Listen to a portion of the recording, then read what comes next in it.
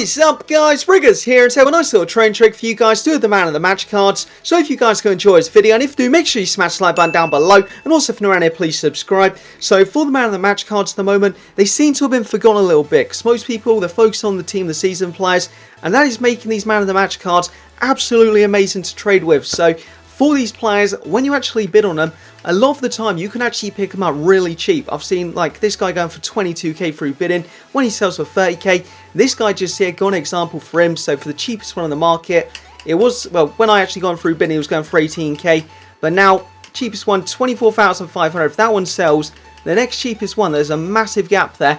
And I'm hoping that one can sell, because then I can list mine up for a little bit more. For my one, I picked him up for 11,000 coins earlier. So, yeah, bidding on these players of the second, it is absolutely amazing, because it just seems to be not many people bidding on them, and you can get some absolutely insane deals. This guy as well, I've seen, well, when he was actually selling for a decent amount earlier, saw quite a few going cheap as well. So yeah, just definitely going to recommend bidding on these players the second when there's new man of the match cards as well, because there's probably going to be some every week now during team of the season. So yeah, keep your eye on these man of the match cards and try to get them through bidding. So that's my first tip for you guys. For the second tip, invest in them. So for an example here, 3 days ago when man of the match Hulk was in packs, if you would have picked him up on that day when I think it was the 50k packs were out, or it may have been 100k packs were out, and kept him up until today, you could have sold him today for 30k profit. So for these man of the match cards as well, if you pick them up at the right time, you can sell them for some nice profits. So definitely recommend trying to pick them up when the 50k packs, 100k packs are out.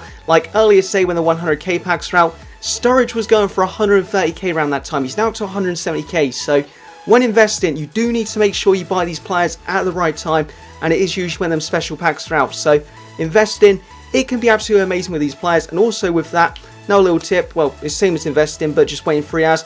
Pick them up when the 50k, 100k packs are out, and sell them like 2 or 3 hours later if you don't really want to risk it. So yeah, trading with man of the match cards, it just seems to be absolutely amazing the second, as people just seem to have forgotten about. Another tip as well, sniping with them. Seeing a ton of Sturridges popping up cheap. Unfortunately, I haven't actually managed to pick any up yet, but I've seen a good amount of Sturridges popping up cheap for sniping. Haven't actually tried sniping this guy, but he is probably good as well, so definitely going to recommend that. And yeah, that is basically it for this video. I just wanted to say, try and focus on these cards, because they're very good. And actually, no, one other little tip actually what I forgot. So for this guy earlier, when there was only 2 on the market, he was actually selling for like 130k at the time. There was one at 90k what I saw, and the next cheapest one was 200k. Someone bought the 90k one. I decided not to go with it because it was a little bit risky. This method, very risky, but if it works, you make a ton of profit. And the person relisted him up 160k. I had to my watch list just see if it would sell for that price. It didn't actually sell for that, but through bidding, it got a bit of 130k on it. So it's a very risky method, but if there's 2 on the market of one of the bronze or silver guys, usually doesn't happen with the gold guys because they get packed quite a bit, but with the silver and bronzes, if there's only a few on the market and there's a massive gap like that, could be worth picking up that cheap one and list them up for a little bit more.